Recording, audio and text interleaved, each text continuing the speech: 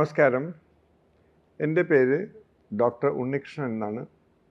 ഞാൻ SUT പട്ടം ഹോസ്പിറ്റലിലെ vascular endovascular surgery ഡിപ്പാർട്ട്മെൻറ്റിൻ്റെ ഹെഡായിട്ട് work ചെയ്യുന്നു. 35 വർഷത്തോളം ഞാൻ ശ്രീചിത്രത്താൾ ഇൻസ്റ്റിറ്റ്യൂട്ടിൽ MCH വാസ്കുലർ സർജറി പഠിക്കാനും തുടർന്ന് ലെക്ചറർ തൊട്ട് senior professor head of the യൂണിറ്റായി ജോലി ചെയ്യാനുള്ള ഭാഗ്യം എനിക്ക് കിട്ടി. ഞാൻ ഇന്ന് പറയാൻ പോകുന്നത് വളരെ സാധാരണയായി കാണുന്ന ഒരു അസുഖത്തിനെ പറ്റിയും ആസ്പത്രിയിൽ അഡ്മിഷന് ശേഷം ആസ്പത്രിയിൽ കിടക്കുന്ന രോഗികൾക്ക് വരുന്ന സ്പെസിഫിക് ആയിട്ടുള്ള അസുഖത്തിനെ പറ്റിയും. അതായത് വെരിക്കോസ് വെയിൻ ആണ് സാധാരണയായി കണ്ടുവരുന്നത്. ഡീപ്പ് വെയിൻ ത്രോംബോസിസ് എന്ന അസുഖം കൂടുതലും ആസ്പത്രിയിൽ അഡ്മിറ്റ് ചെയ്ത രോഗികൾക്കാണ് വരുന്നത്. ഇത് രണ്ടും അശുദ്ധ രക്തക്കുഴലിൻ്റെ അസുഖങ്ങളാണ്. വെരിക്കോസ് വെയിൻ എന്ന് പറയുന്നത് നമുക്കെല്ലാവർക്കും അതിനെപ്പറ്റി അറിയാവുന്നതാണ്. കുറേശ്ശെ കാലിലെ അശുദ്ധ രക്തക്കുഴൽ തടിച്ച് പൊങ്ങി കിടക്കുന്നതാണ്. അത് കൂടുതലായും മുട്ടിൻ്റെ താഴെയാണ് നമുക്ക് മനസ്സിലാക്കാൻ പറ്റുന്നത്. മുട്ടിന് മീതെ ഒരുപക്ഷെ പരിശോധിച്ചാൽ നമുക്കത്ര പെട്ടെന്ന് അത് മനസ്സിലാക്കാൻ ബുദ്ധിമുട്ടുണ്ടാവാം. മുട്ടിന് താഴെ അധികം മസിൽസ് ഉള്ളത് നമ്മുടെ കാലിൻ്റെ പുറകിലാണ്. മുൻഭാഗത്തൊക്കെ സ്കിന്നിൻ്റെ അടിയിൽ ബോണിൻ്റെ അടുത്തായിട്ട് ഇങ്ങനെ കോയിൽ ചെയ്ത് വളഞ്ഞ് ഉണ്ടാവുന്ന അസുഖമാണ് പ്രോമിനൻ്റ് ആയിട്ടുള്ള വെയിൻ്റെ അസുഖം, സൂപ്പർഫിഷ്യൽ വെയിൻ. അതിൽ great saphenous vein, short saphenous vein എന്ന 2 രക്തക്കുഴലുകളുണ്ട്. ആ രക്തക്കുഴലിൽ ഗ്രേറ്റ് സഫീനസ് വെയിൻ ഈ ഒടിഭാഗത്ത് വന്ന് അത് ഡീപ്പ് സിസ്റ്റം എന്ന് പറയുന്നത് മസിൽസിൻ്റെ അല്ലെങ്കിൽ ബോണിൽ നിന്ന് മജ്ജയിൽ നിന്നുള്ള രക്തം, ശുദ്ധരക്താണുക്കൾ, അതായത് RBC, WBC, പ്ലേറ്റ്ലെറ്റ്സ് എല്ലാം കൊണ്ട് പോകുന്ന ഡീപ്പ് വെയിൻസിലേക്ക് ഈ ഒടിഭാഗത്താണ് ജോയിൻ ചെയ്യുക. ഈ മുട്ടിൻ്റെ ഭാഗത്തായിട്ട് ഷോർട്ട് സഫീനസ് വെയിനും ജോയിൻ ചെയ്യുന്നുണ്ട്. മനുഷ്യൻ ഇരുകാലി ആയിട്ടുള്ളൊരു ആളാണ്. നമുക്കിപ്പോൾ ഒരു പശുവോ ആനയോ കുതിരയോ എടുക്കുകയാണെങ്കിൽ 4 കാലിലാണ് അവർ നടക്കുന്നത്. ഒരു കാലം മുമ്പോട്ട് വയ്ക്കുമ്പോൾ 3 കാലിലാണ് വെയിറ്റ് ചെന്ന് ചേരുന്നത്. അതേസമയം മനുഷ്യനാണെങ്കിൽ നിമിഷ നേരത്താണെങ്കിൽ തന്നെ നമ്മൾ നടക്കുമ്പോൾ, നിൽക്കുമ്പോൾ ഒരു കാലിൽ കൂടുതൽ 2 കാലിലും കൂടുതൽ പ്രഷർ വരാനും ഈ ഡീപ്പ് വെയിൻസിൽ നിന്നുള്ള രക്തം ആ വാൽവിൻ്റെ പ്രവർത്തനത്തിലുള്ള പ്രശ്നം കൊണ്ട് വെരിക്കോസ് വെയിനായി രൂപാന്തരപ്പെടുന്നതാണ്. ഇത് ലോകത്തെല്ലായിടത്തും കാണുന്ന ഒരു അസുഖമാണ്. 5 പേരെ എടുത്താൽ ഒരാൾക്ക് വരെ വെരിക്കോസ് വെയിൻ ഉണ്ടാവാം.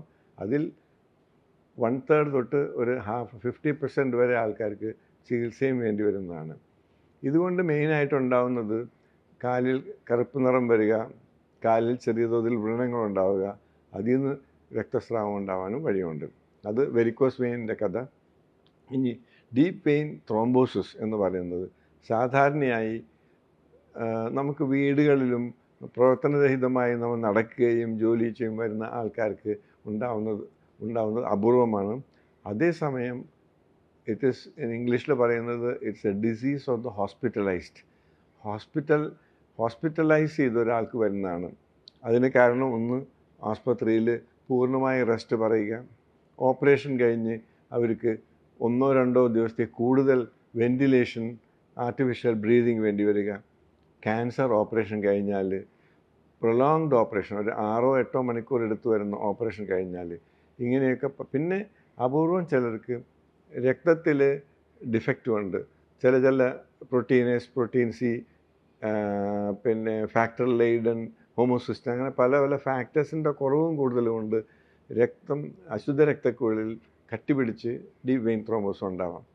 ഇത് ഇതുകൊണ്ടാണ് സാധാരണ ഹോസ്പിറ്റലൈസ്ഡ് പേഷ്യൻസിനുള്ള അസുഖമാണെന്ന് പറയുന്നത്.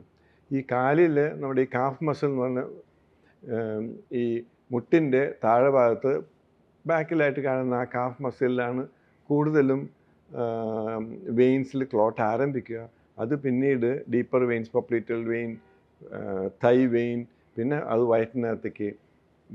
മെയിനായിട്ടുള്ള അതിൻ്റെ ഉപദ്രവം എന്താണെന്ന് വെച്ചാൽ കാലിന് നീരുണ്ടാവാം, കാലിൽ മസിലിന് കഴപ്പുണ്ടാവാം, വേദനയുണ്ടാവാം. അതിൽ കൂടുതൽ ഈ അശുദ്ധ രക്തം ഹൃദയത്തിലേക്ക് പോയിക്കൊണ്ടിരിക്കുമ്പോൾ ഇതിലത്തെ രക്തക്കട്ട ഹൃദയത്തിലേക്കും തദ്വാര പൾമണറി ആർട്ടറി ലങ്സിലേക്ക് പോകുന്ന രക്തക്കുഴലിന് വന്നു തടസ്സമുണ്ടായാൽ അത് വളരെ ഒരു അപകടം പിടിച്ച പ്രശ്നമാണ്.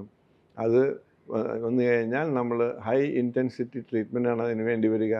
അത് ഉള്ളിലേക്ക് കടക്കാതിരിക്കാൻ ഒരു പ്രൊസീജിയർ നമ്മൾ ചെയ്യും, അംബ്രല്ല IVC ഫിൽറ്റർ, അതായത് അത് കാലിൽ നിന്ന് IVC വിട്ടു പോകാതിരിക്കാനായിട്ട്.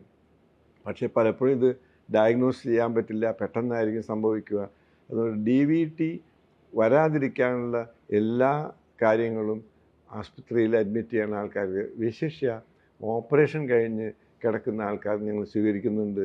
അതിൻ്റെ എന്ന് വെച്ചാൽ ഈ വെൻറ്റിലേഷനും കിടപ്പ് അവസ്ഥ ഏറ്റവും കുറയ്ക്കുക, കാലിൽ ഇൻ്റർമിറ്റൻറ്റ് ന്യൂമാറ്റിക് കംപ്രഷൻ ആണോ അല്ലെങ്കിൽ സ്റ്റോക്കിങ്സോ ഇടുക. പിന്നെ ഹീമോഗ്ലോബിൻ ബ്ലഡിൽ അത് വളരെ തിക്കായിട്ടുണ്ടെങ്കിൽ അതൊരു 10, 11 അല്ലെങ്കിൽ 12 ഗ്രാംസ് പെർ 100 cc ആക്കി ഉപയോഗിക്കുക. എത്രയും പെട്ടെന്ന് പേഷ്യൻറ്റിന് കൈകാലുകൾ എക്സസൈസിങ്ങും ഫിസിയോതെറപ്പിയും കൊടുക്കുക. ഇത് കൂടാതെ ഞങ്ങൾ അവർക്ക് കൊടുക്കുന്നത് ലോ മോളിക്കുലർ വെയ്റ്റ് ഹെപ്പറിൻ എന്നൊരു, ഹെപ്പാരിൻ എന്ന് പറഞ്ഞാൽ അത് it's A strong blood thinner, അത് ഒരു കൃത്യമായ ഡോസിൽ കൊടുക്കും.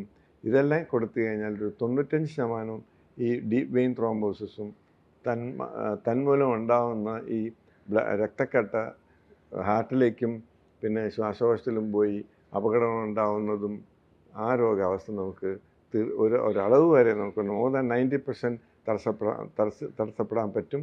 അതുകൊണ്ട് അശുദ്ധ രക്തക്കുഴലിൻ്റെ അസുഖങ്ങൾ മെയിനായിട്ടുള്ളത് ഈ വെരിക്കോസ് വെയിനും ഡീപ്പ് വെയിൻ ത്രോംബോസിസുമാണ്. ഒന്ന് വലിയ ഉപദ്രവം ചെയ്യുന്നതല്ല, പക്ഷേ ഡീപ്പ് വെയിൻ ത്രോംബോസിസ് തീർച്ചയായും ഉപദ്രവകാരി തന്നെയാണ്.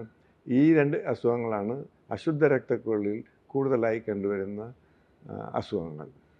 നമസ്കാരം.